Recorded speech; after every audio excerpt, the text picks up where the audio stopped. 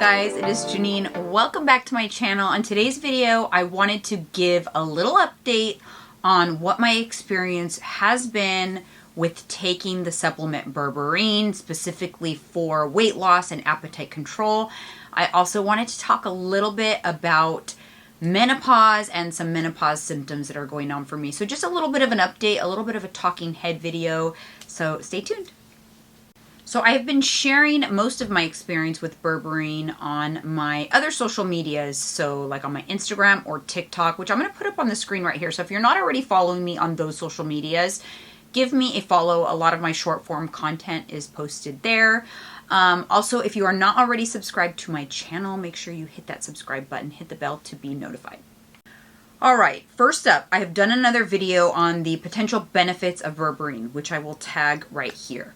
Now, I specifically started taking Berberine for appetite control, and I started taking it maybe like 10 days ago now, so it's pretty early on, but I have to say I do notice a difference.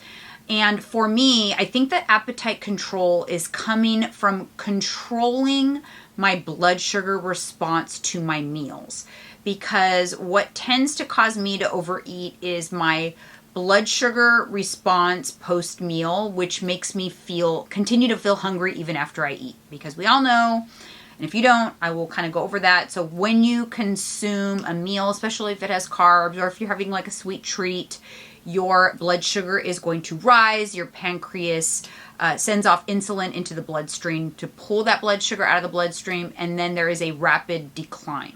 So once that blood sugar drops, your body wants more sugar in the bloodstream, so it sends out a hormone for you to consume more. And that's kind of a vicious cycle, and a lot of times leads to overeating.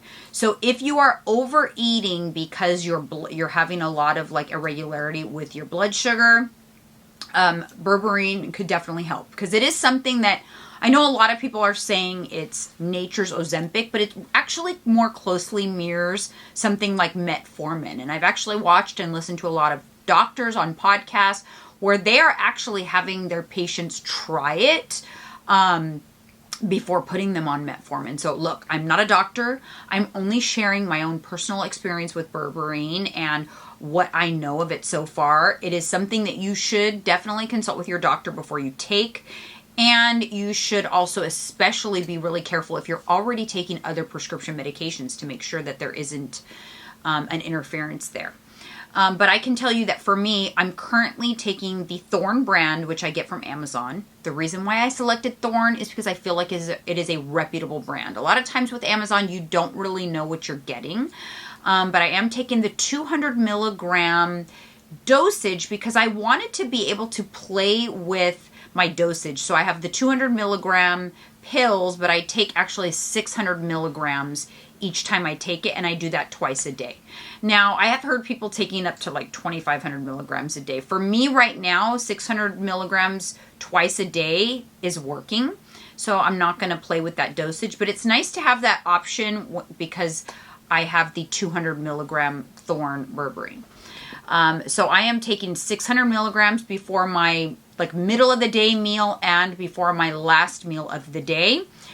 The reason why I take it then is because I tend to be hungrier in the afternoons. So it's definitely something that you'll want to play with. And for you, if you're like someone who's hungrier in the morning, perhaps you'd want it to start in the morning.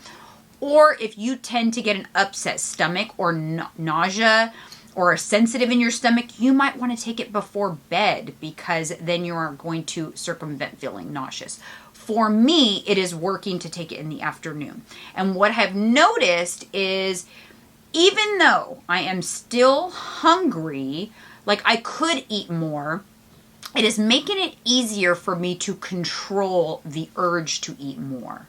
Whereas, since I have really been in full-blown menopause, I have noticed that my self-control in terms of calorie intake is not as good as it once was. That is a symptom that I have definitely noticed, and we'll get into some of my menopause stuff in just a second. But here are some tidbits that I have heard just from talking to people who have taken it.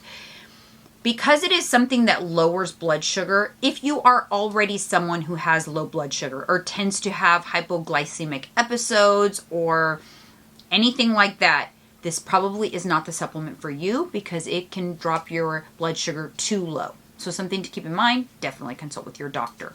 Also, it has antimicrobial effects, which means it could kill off some of the bacteria in your gut.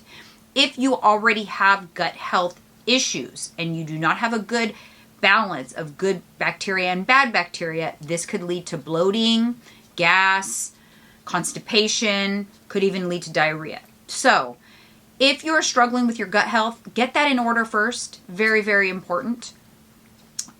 For me, it has helped. And not as much, even like if I think about during the week, I've dropped my macros pretty low so that I could see if it's controlling the intense hunger pangs. Like I said, I could definitely eat more, but it's helping me have more self-control. Now, on the weekend where I have higher calorie days, it absolutely prevented me from eating as much as I normally would eat on the weekend. So yes, it doesn't really, if your calories are pretty low, and I right now I have mine at 1,300 this week, which is pretty low for me.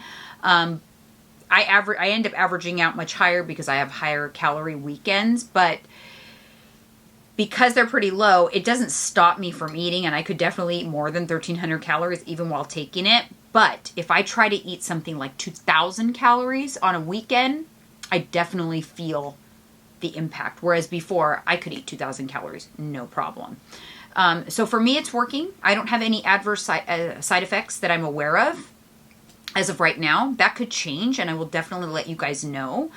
But yeah, I think it's worth a try. If your gut health is in order, you're not someone who traditionally has low blood sugar, then, maybe it could be very beneficial for you if you're struggling to stay in your calorie deficit. It is not a magic pill.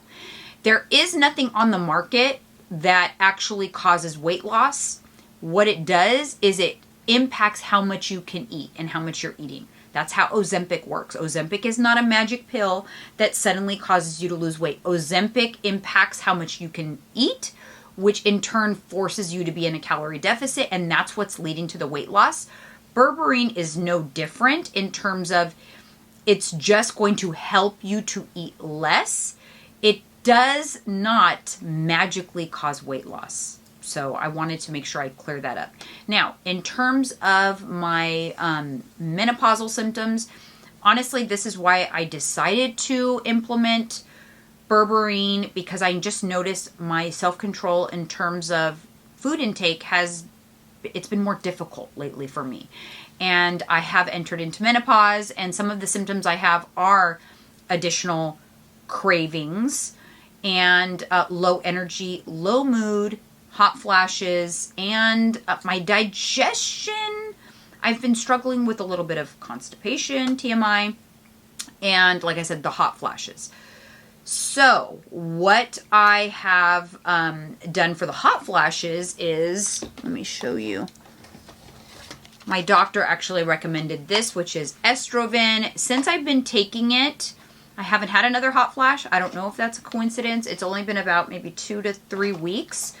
But I will link this as well. It seems to be working. My doctor actually personally is in menopause as well and also taking it. It's kind of nice to have a doctor who's in menopause. So I have been doing that. Also for the constipation, I do the 1UP Nutrition Daily Cleanse. I only do it once a week for 2 days. So I take 4 pills, typically on Monday and Tuesday. So I'll take 4 on Monday, 4 pills on Tuesday. It kind of keeps me moving throughout the rest of the week. And then I kind of repeat that cycle on Monday again. So that seems to be working and helping. The only lingering symptom right now that I'm having with menopause is a little bit of incontinence and urinary leakage, which can be very, very frustrating. I actually have a message into my doctor to see if there's anything I can do regarding that, because during my workouts, it could lead to, I go to the bathroom like 4 to 5 times to try to prevent any kind of leakage. I have to use a liner. There's been a few times where I have had more leakage than I would care to admit. It's very embarrassing. But yeah, so that is something that I'm currently still dealing with. I will take you guys along with me on this menopausal ride. I've always taken you along with me on my journeys here on this YouTube channel, so stay tuned.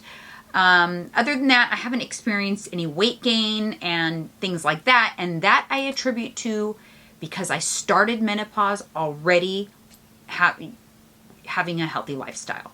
I already is someone who tracked macros. I already am someone who worked out, so I have not let my symptoms change that, and that is why I have minimized, weight gain and things like that some people can experience. But let me tell you, I can absolutely understand how that can happen, because you definitely feel different and you have less energy and your mood is low. And when you have less energy and your mood is low and you're not sleeping as well, you're less likely to stay on a healthy eating and workout regimen, right? So I came into this armed with all of the tools, and so I'm minimizing my impact.